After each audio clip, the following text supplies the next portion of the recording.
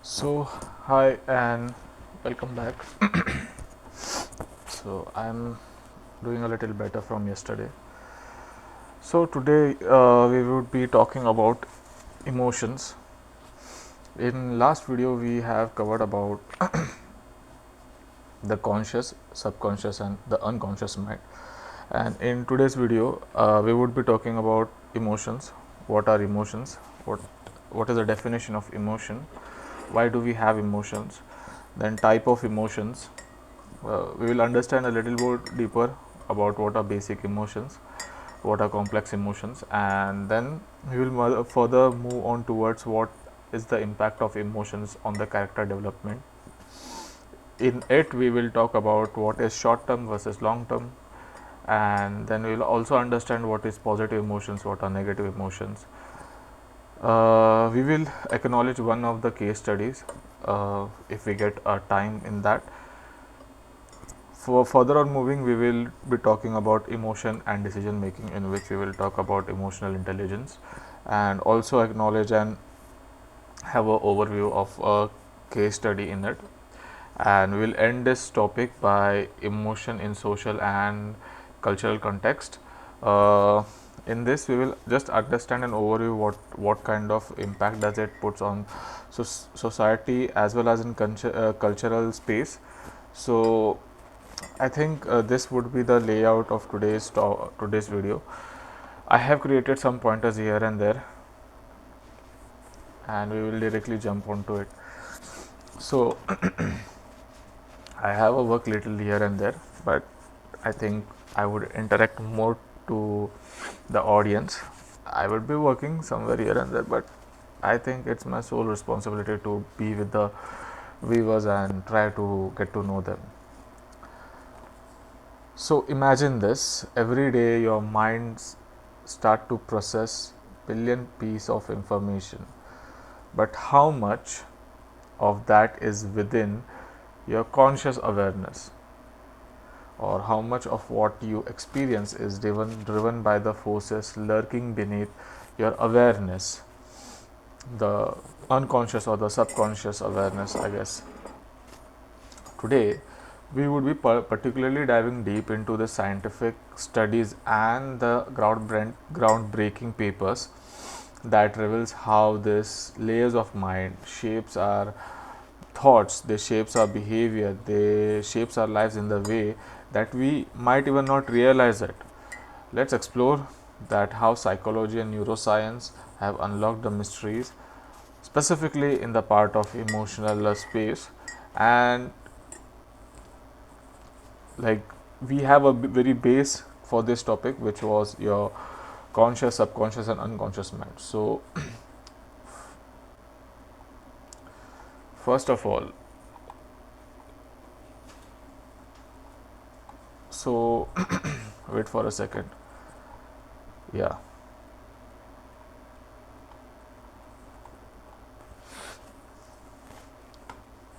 picture this that you are standing on a cliff, watching a breathtaking sunset. Your chest is full with air, your breath slows, and you're overwhelmed by the sense of awe that you are awestruck by this whole scenery. Now imagine you you are in a tense meeting where you are asking a question, you can't get answers. Your palms are sweaty, your heart is trying to race, and your thoughts are very scattered. What just happened?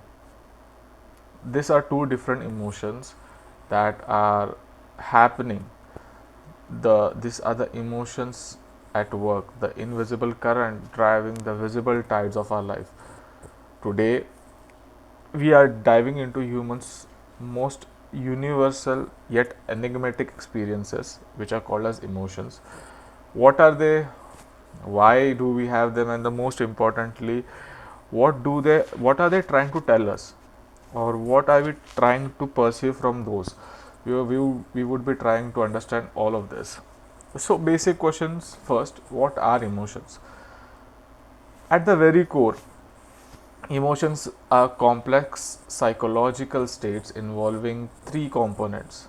First is your physical response or your physiological response, second is your behavioral reaction, and third is your cognitive appraisal. So what are they? Like if we just talk about the physiological response, you can understand it by a very simple thing, like your heart racing or your palms getting sweaty, or you crying or tears forming, right? The behavioral reaction, what kind of behavioral reaction that you can see in an emotion, which is like smiling, laughing, giggling, or just withdrawal. Okay, the cognitive appraisal, the it is the meaning that you attach to what you are experiencing. And to define it very simple, emotions are our body's way of interpreting and responding to what matters most in our environment. They are signals, they are messages, they are motivations that are rolled into one. Now, when we have understood what are emotions, the vital question comes here: why do we have emotions?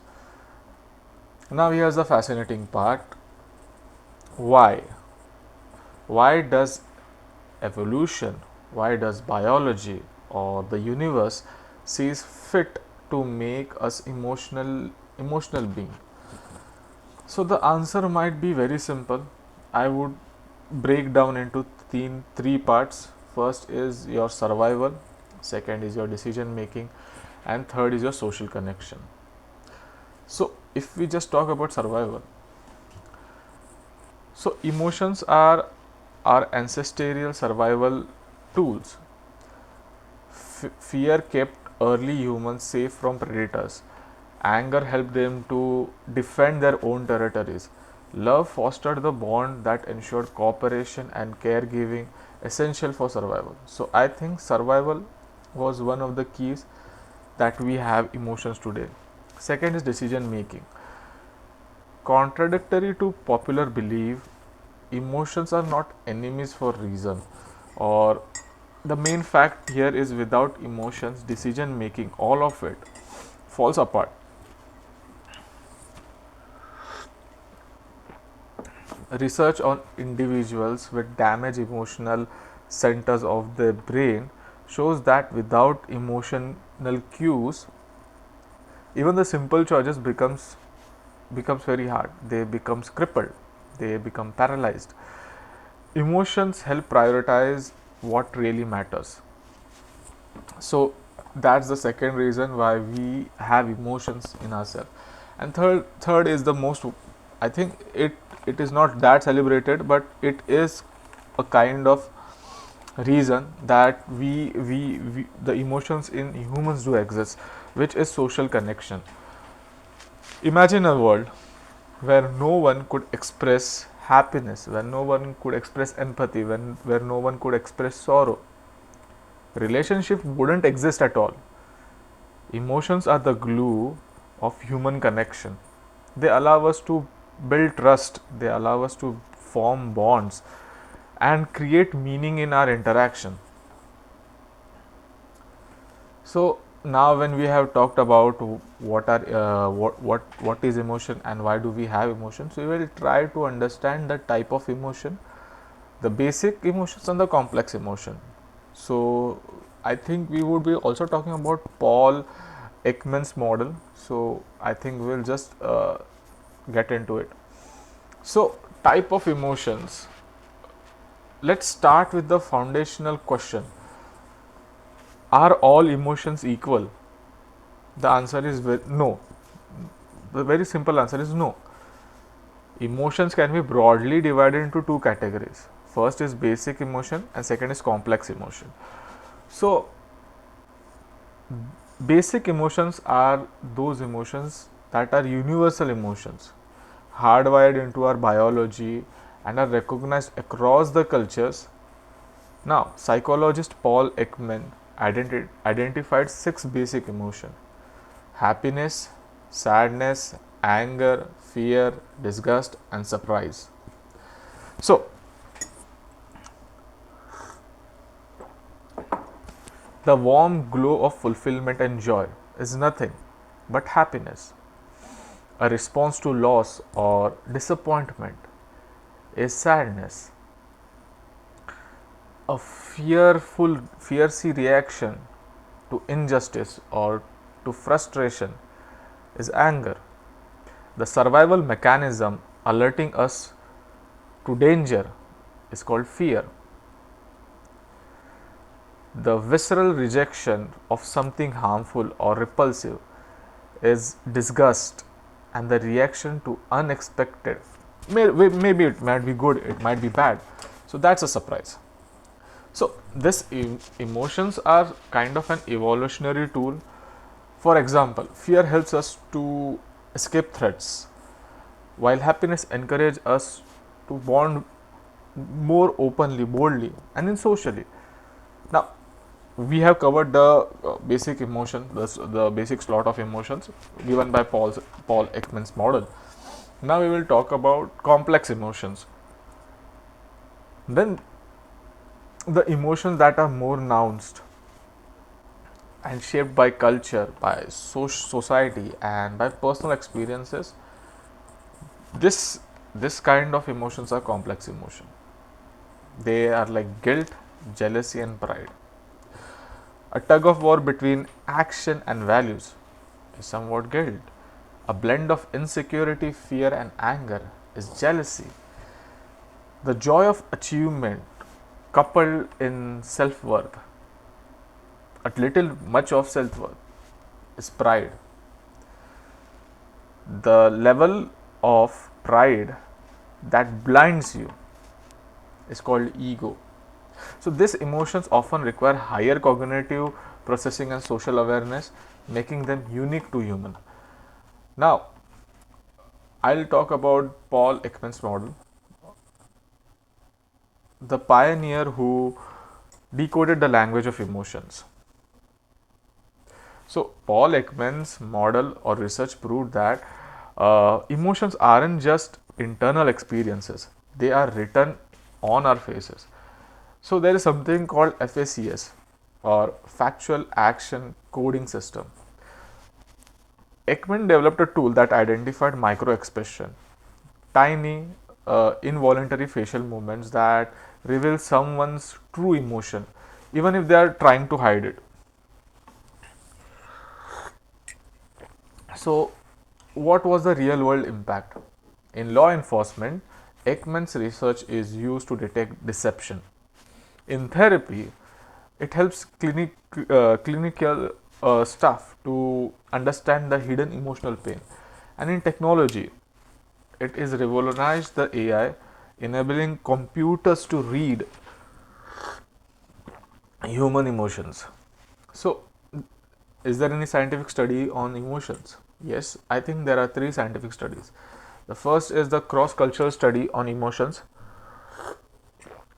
So, it was Ekman's research in 1970 showed that the people in remote cultures like the Frop tribe in Papua New Guinea recognized basic emotions just like people in urbanized society. This proved that basic emotions are very universal but not culturally learned. The brain and emotion.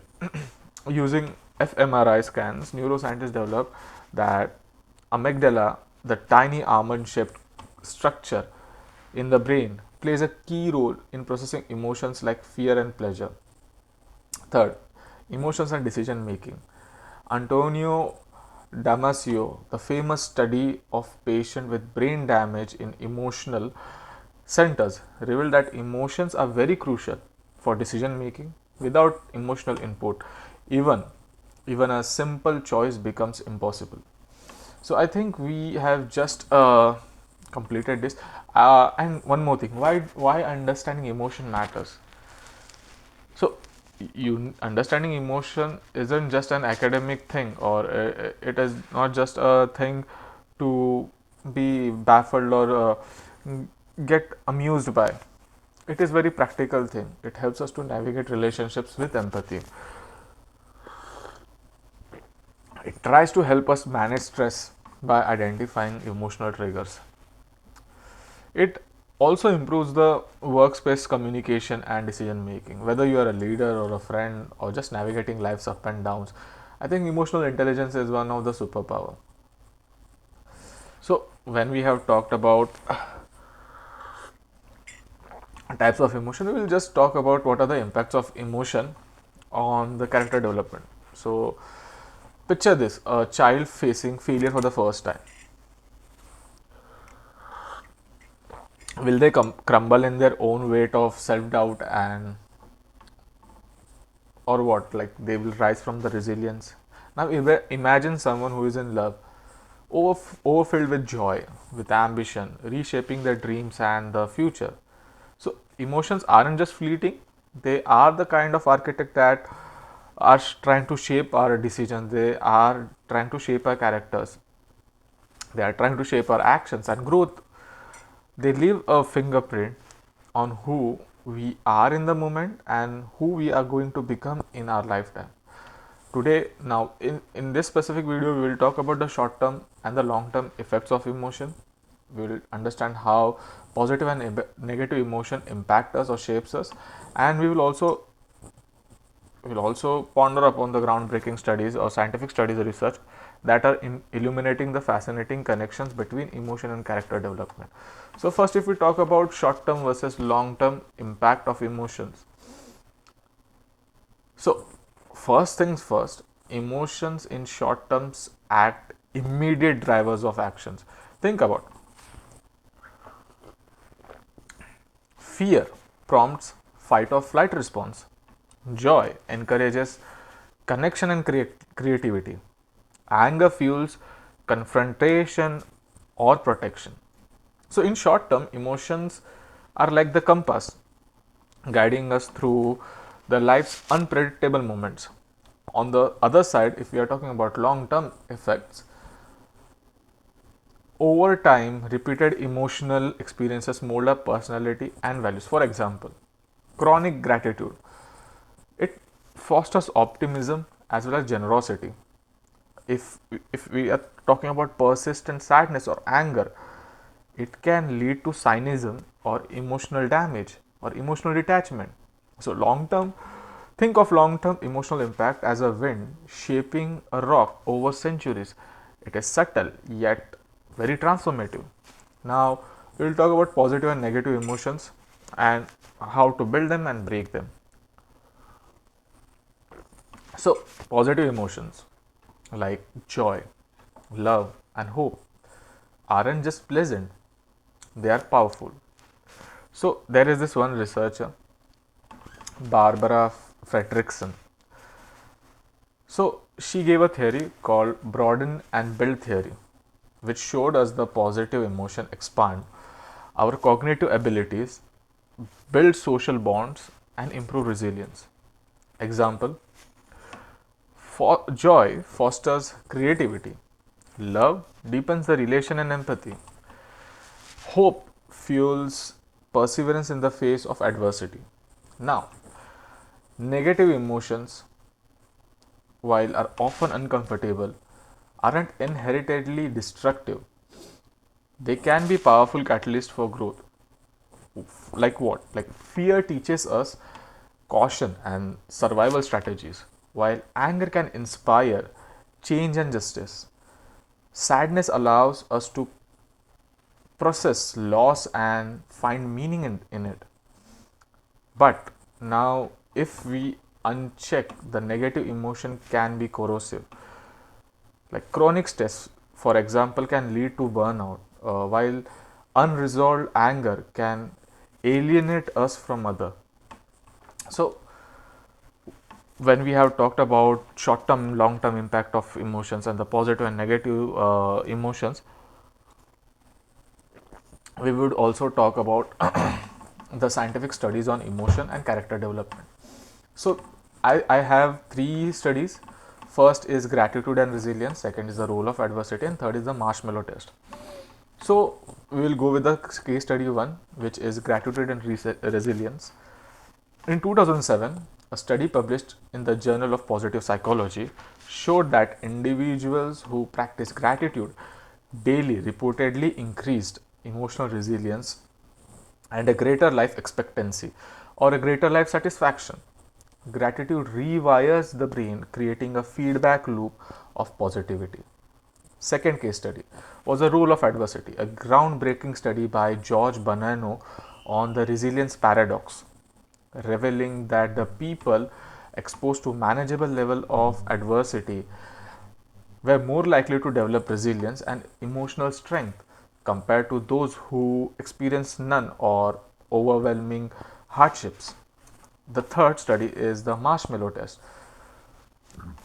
So, perhaps one of the most famous study, Walter Mischel marshmallow experiment, revealed that how emotional regulation in childhood predicted success, self control, resilience later in the life. Those who resisted this immediate reward were better equipped to handle long term challenges and were very developed to manage stress on a longer run. So I think this was the whole case study. I would also tell you about the notable research and their contribution. The first is Damasio's emotion and reason. So Antonio Damasio research in the paper of Descartes' error proved that emotions are integral to decision making, and patients with damaged emotional centers in their brain struggle even with the basic choices, highlighting that how emotion and logic are deeply interconnected. And second was Fredrickson's positive emotions and human flourishing. So Fredrickson research emphasized that cultivating positive emotion leads to personal growth and stronger relationship and build a better life.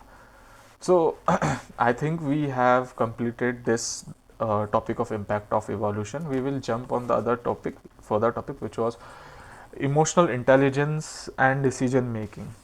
Okay, so imagine standing at a crossroads. The sign reads that either follow your heart or use your head. Which part do you choose? We often think that decision making is purely logical process, but let's face it, emotions are the invisible hand guiding many of us to make our choices, whether it's deciding to take a risk, choosing a career, or simply picking a movie to watch. Emotions are always in the mix. We are diving deeply into how emotion influence decision making, the power of emotional intelligence, and groundbreaking research that unravels the connection between emotions and smart decisions. Now we'll talk on it. So, the science behind emotional decisions. As I said, Antonio Damasio, a renowned neuroscientist, made a revolutionary discovery that emotions aren't obstacle to rational thinking. They are essential to it. His famous case study involved that patient with damaged emotional centers in their brain. Without emotion, they could analyze options endlessly, but they can't even make a simplest decision out of it. Here's why. Emotions act as a filter. They give meaning to data, helping us to prioritize what matters the most. Everyday examples of emotional decision making. Let's say buying a car or a relationship or risk taking. Let's say you might have researched for the specs of a car, okay, but the excitement of driving is what seals the deal. This is where the emotion comes into the part. Let's say you have gone through a very big research of going to a dealership buying a fancy car. It might be a Porsche, it might be Alfa Romeo, it might be Audi, it might be BMW, whatever, depending on the specs, depending on its engine, depending on its mileage, depending on its efficiency. You have gone through n number of factors and number of choices, but what really makes you to buy that car is the emotion that is attached with the personal sense of feeling, the personal sense of emotion that is really hooked on to that car, which makes you to buy that car.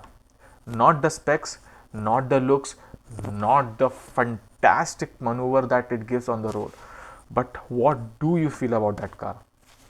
Get my point? We don't calculate love, we just feel it. This is how relationship works. I don't I don't calculate how much I'm giving to my lover. I don't calculate how much I'm giving to my girlfriend. Okay, when I am with her, I am completely with her. I don't give a damn how much I'm spending, how much long I have to go for it. I don't care. I just do it because it brings joy to me. It brings satisfaction to me. It brings just enough of emotions that makes my heart full of joy. This is how relationship works. And fear holds us back, well, while confidence prospers us. This is what how we take bigger risk. This is what we choose options which have greater stakes but have huge outputs. This is how risk taking is done. So I'm sorry. Emotional intelligence. Daniel Goleman popularized the concept of emotional intelligence, the ability to recognize, understand, and manage our emotions while empathizing with others. High EI isn't about suppressing emotions, it's about mastering it. So, there are 5 pillars of emotional intelligence: self awareness, self regulation, motivation, empathy, and social skill. Recognizing your emotions as they happen is called self awareness. Managing emotional reactions is what self regulation. Harnessing the emotions to drive towards the goal is motivation. Understanding the emotions of other is empathy, and building a strong relationship within yourself and with others is called social skill. So why does emotional intelligence in decision making matters? Imagine you are a leader making tough businesses call. Fear of failure clouds your judgment, but if you are emotionally intelligent, you can pause for a while, process the fear, make a balanced decision. So, research show that individuals with high emotional intelligence are better problem solvers. They build stronger teams and make more ethical decisions. They are good in critical decision making. Are there any groundbreaking studies in emotional decision making? Yes, there are. First is your Antonio Damasio's research on somatic markers of hypothesis. So, Damasio's research revealed that emotions leave somatic markers, physical sensation tied to the past experiences that guides our choices. For example, a racing heart before a public speaking reminds you of your past failure. A warm and calming sensation could just signal trust in someone. Second is a Yale study. So the Yale University study found that leaders with high emotional intelligence fosters better workspace environment, leading to higher productivity and employee satisfaction. Decisions aren't just made in isolation. Emotion ripples through the teams. Third, we have emotional priming in marketing. In advertising, mostly, emotional priming is done where using feelings to influence the crowd or influence the decision of a crowd has proven highly effective. In 2011, a study published in the Journal of Consumer Psychology showed that ads evoking happiness and nostalgia are more likely to drive purchases than purely informational ones, and you can see in the daily life itself. So is there a balance between emotion and logic? Here's the magic: like the best decision can form the balance of emotion and logic. Too much of emotion, you will take risks that are very impulsive. Too much of logic would really risk you into analysis and paralysis. So think of it like driving a car. Logic is the steering wheel that keeps you on track, and emotions are like that engine providing the motivation to move forward and forward and forward. When these two work together, the journey becomes more purposeful and fulfilling. So, there are some key takeaways from emotional intelligence: that emotions aren't just the enemy of rationality, they are the partners. Developing emotional intelligence empowers us to be very much wiser, to take wiser decisions, and have to have compassionate choices. Reflecting on our emotions helps us to understand not just our decisions but our own selves. So I think we have done with the emotional and decision making part, and we'll further move on to the last topic, which is your emotion in social and cultural context. So imagine this: a smile crosses on your face as you watch a child taking their first steps. Halfway across the world, someone else smiles for the same reason. Emotions like joy, sadness, anger, fear, love are universal. They transcend language, they transcend culture, they can transcend geography. But how we express and interpret and even experience emotions that shaped our whole life. They might be social, they might be cultural. So we will just explore this out. So cultural display rules, like every culture has its own set of rules about emotions, when to express them or how to express them, and even these emotions are valued or not. For example, in Western cultures, expressing individual emotions like pride or anger is often seen healthy, but in some Eastern cultures, harmony and collective well being take precedence, so emotions like anger may be suppressed to maintain peace. So, there is something called collectivism and individualism.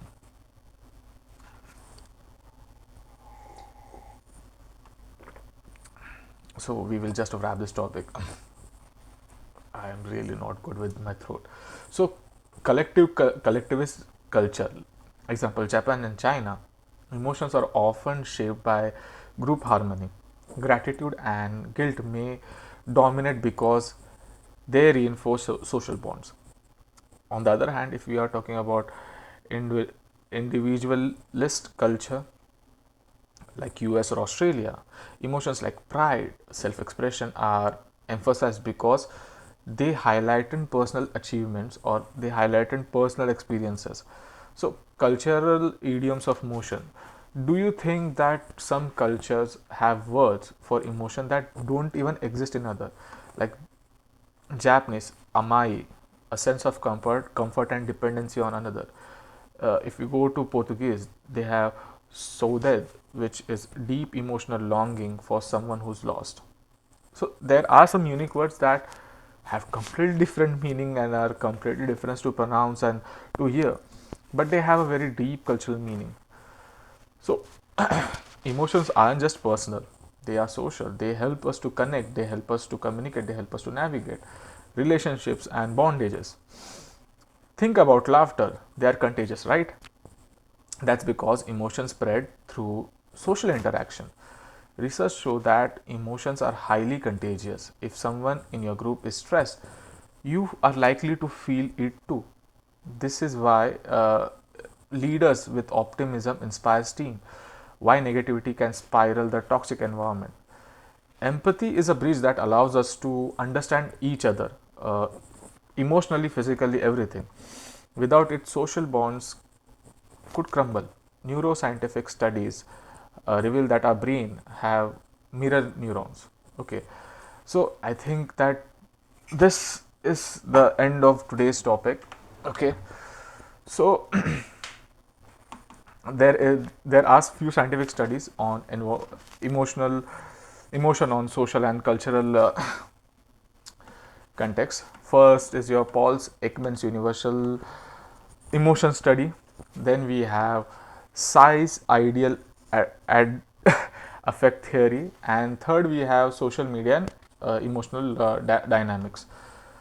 I think this would be the end of today's video, and I think we would just wrap this whole video by giving a familiar end. I would be doing one thing. I would be putting all the links and all the case study and research paper in the description. So just go and jot it down, I guess. Go and just figure it out. Not figure out, but read it out. Try to understand a little more deeper. I have given a very overview of it, a context of it, but you might find a deeper meaning in it. So over this last five discussions that we have talked, we have journeyed through the intricate landscapes of conscious mind and unconscious mind, explored the science and impact of emotions, and uncovered the profound influence of culture, society, and on our environmental or emotional experiences. So I think that somewhere or the other, we need to understand that human mind and emotions are not just for joy, or they are not just for like just simple tools. They are the most profound allies in shaping the world that we live in. The more we understand them, the more we transcend the barriers and unlock the potential and create the lives filled with purposes, filled with connection, filled with joy, filled with happiness and bliss. So go forward, not just as a learner or a but as a doer. Reflect, try to connect, and transform yourself. The world needs your light. The world needs more of you. The more insightful you are, the more productive you are, the more empathetic you are, the more emotionally attached you are, the more active you are. The world would grow bigger. The world would grow brighter. The world would be in a very, very good tone, in a good tune to sing with. So, for all who are watching this video for the first time, hi, my name is Shishir Tambe. Professionally, I am a civil engineer. I work in contracts and planning department. So, understanding about psychology and reading about it is one of the things that I like to do. And in the meanwhile time, I try to make content on YouTube also. So, I have different variety of content to share. I specifically for this playlist, I am making all about psychology, and there are different playlists too. So you can go and ponder upon that too. So that's it for all, and a message for all the viewers: stay healthy, eat healthy, be in a very positive mindful space where you can grow, you can be productive, and moreover, you can give something to the society, give something to yourself, endure yourself in something useful, so on a longer run you can see yourself at a better place, at a better position, not for someone else but for yourself only. So take care, and I would see you in the next video. So till then, bye and take care.